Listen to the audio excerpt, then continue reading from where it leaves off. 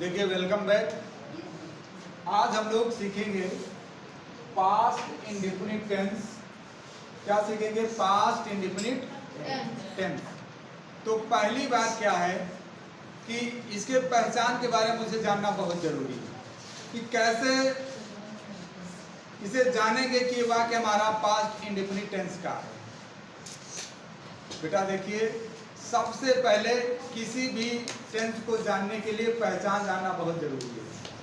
तो नोट कीजिएगा कि जिन हिंदी वाक्यों के अंत में ता, था, ती, थी, ते, या, ई, ए, आ के बाद था, थे, थी हो, तो वह वाक्य पास्ट इंडेफिनिट टेंस के होते हैं। एक बार फिर से रिपीट कि जिन हिंदी वाक्यों के अंत में ता, था, ती, थी, ते, ता था, या था, ई थी, ए थे, आ था आदि शब्द हों तो वह वाक्य पास्ट इंडेफिनिट टेंस के होते हैं। अब हमें जानना है कि पास्ट इंडेफिनिट टेंस की सहायक क्रिया यानी हेल्पिंग वर्ब क्या होती है। तो पास्ट इंडेफिनिट टेंस की सहायक क्रिया बेटा एक है जिसका नाम है डी। सहायक क्रिया डी, इसकी सहायक क्रिया हेल्पिंग वर्ब डी। लेकिन बेटा डी का यूज हम अफर्मेटिव वाक्यों में नहीं करते। उसमें क्या करते हैं? उसमें क्रिया की सेकंड फॉर्म का प्रयोग किया जाता है यानी अफर्मेटिव वाक्यों में।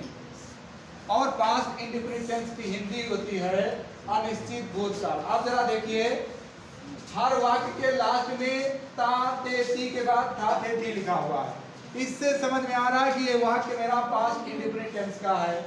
अब उसके बाद हमें क्या जानना है कि कैसे हम अंग्रेजी में इसको ट्रांसलेट करेंगे, ये बात है। तो मैंने स्ट्रक्चर लिखा है दो। पहला स्ट्रक्चर लिखा है कि यदि वाक्य में अवश्य या तो शब्द ना लिखा हो तब उसको किस प्रकार हम अंग्रेजी में ट्रांसलेट करते हैं। तो उसके लिए मैंने लिखा कि सबसे पहले आप लगाना कर्ता यानी सब्जेक्ट, उसके बाद लगाना एमबी की सेकंड फॉर्म, उसके बाद लगाना ऑब्जेक्ट, उसके बाद अदर वर्ब। अगर वाक्य में अवश्य या तो शब्द लिखा हो तब आपको सेकंड फॉर्म की लगाने की कोई जरूरत नहीं है। उसमें आप सब्जेक्ट लगाएंगे, सबके साथ सहायक क्रिया डी लगाएंगे, उसके बाद बेटा एमबी की फर्स्ट फॉर्म लगाएंगे, सेकंड फॉर्म नहीं, उसके बाद ऑब्जेक्ट, उसके बाद अदर वर्ब लगाएंगे। तो let's start the translation today.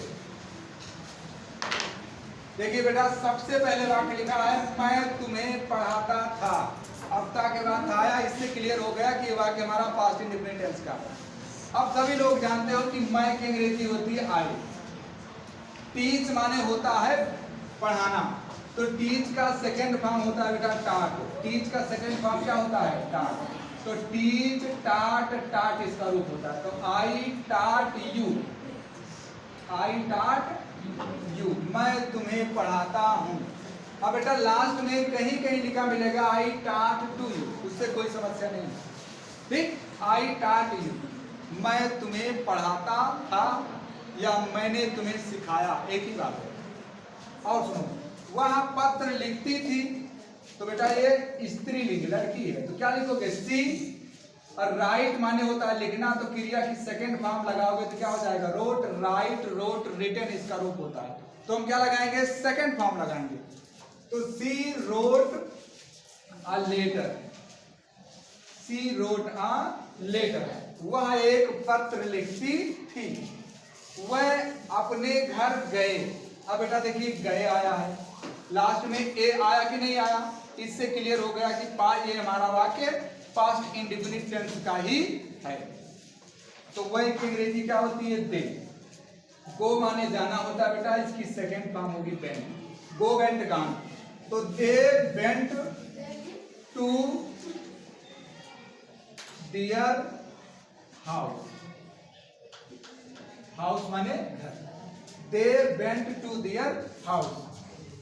लड़के गाली देते थे, लड़कों की अंग्रेजी क्या लिखोगे? The boys. The boys abused, the boys abused और कुछ इसमें नहीं है। लड़के गाली देते थे, द बॉयज अब्यूज। अब जरा देखिए सेकंड रूल आ गया जिसमें तो या अवश्य शब्द लिखा हो। बेटा जब हिंदी वाक्य में तो या अवश्य शब्द लिखा हो तब हमें क्रिया की सेकंड फॉर्म का प्रयोग नहीं करना होता, उसमें हमेशा क्रिया डी लगाना होता है, क्रिया की फर्स्ट फॉर्म यानी पहली अवस्था, उसके बाद ऑब्जेक्ट प्लस अदर वर्ड। एकदम सिंपल सा कार्य है, इसमें कोई समस्या नहीं। जैसे हेमा तो गीत गाती थी, अब बेटा हेमा एक वचन करता है तो क्या लिखोगे, हेमा, और सब के साथ सहायक क्रिया डिड का प्रयोग किया जाएगा, हर सभी सब्जेक्ट के साथ। तो हेमा डिड, अब बेटा सिंग नहीं सिंग लिखेंगे, Hema did sing a song.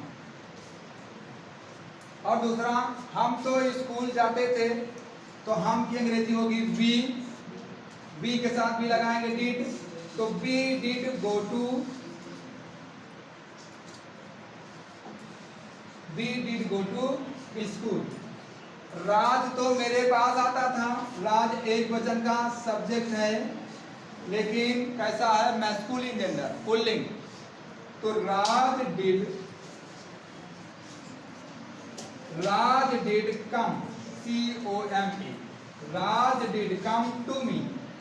बेटा टू मी लगाने पर पास की अंग्रेजी हो जाती है, ठीक नहीं, नियर मी लगाने लगो।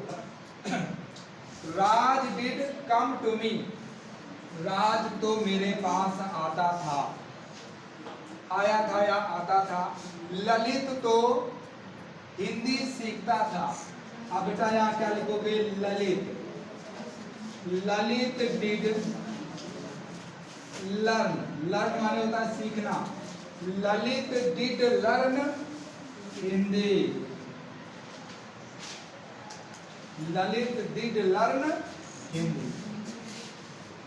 अब मुझे नहीं लगता है कि आप लोगों के बात समझ में नहीं आई हो, अर्थात सभी बात आप लोग समझ गए।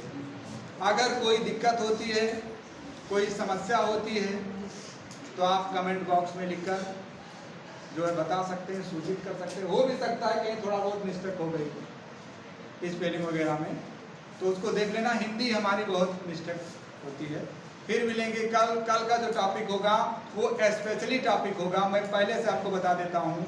कल की हिंदी में भूतकाल की आदतें वर्तमान में दिखाई जाएंगी। जैसे आप लोग जानते हो उसमें कैसी बातें होंगी, ऐसी जैसे लोग क्या कहते हैं कि मैं बचपन में खेला करता था।